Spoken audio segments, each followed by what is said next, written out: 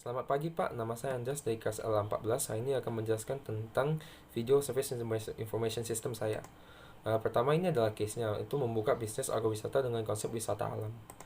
Next, yang ini adalah project plan yang saya kembangkan untuk agrowisatanya. Pertama itu ada planning, ada execution, ada evaluation. Lalu di sini adalah bannya untuk waktu dilaksanakannya.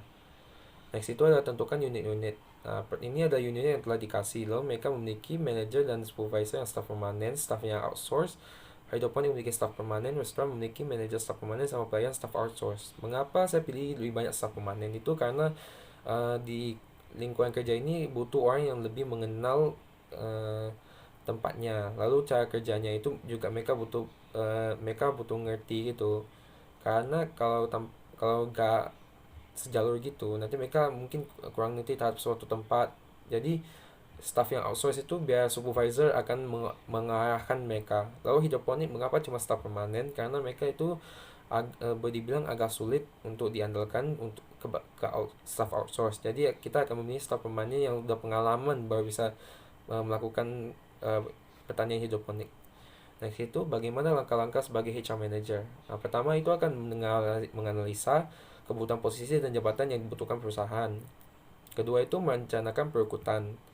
Ketiga itu memasang iklan lowongan. Habis itu proses pemilihan karyawan dengan interview online, memilih kandidat karyawan, lalu proses pelatihan. Habis itu penempatan karyawan yang diatur oleh setiap divisi.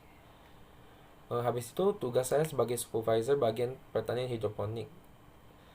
Tugas saya pertama itu ya ke supervisor itu kan memberikan arahan yang betul yang dapat dari manajer agar staf mengerti dan bekerja sejalur. Selain itu juga memiliki tugas.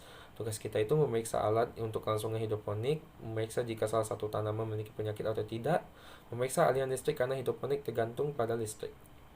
Karena saat ini pandemik, strategi apa yang Anda lakukan sebagai general manager? Pertama itu strategi itu pendekatan COVID refocusing. Habis itu kita akan pelan-pelan pemulihan. Habis itu online store akan jadi solusi penghasilan.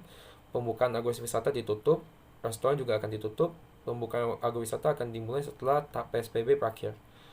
Lalu jelaskan langkah-langkah yang akan dilakukan sesuai peran Anda sebagai leader di salah satu unit departemen.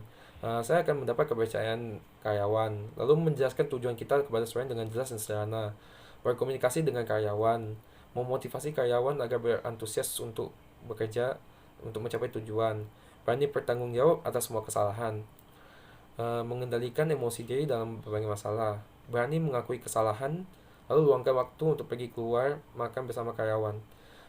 Itu sekian dari video saya. Terima kasih.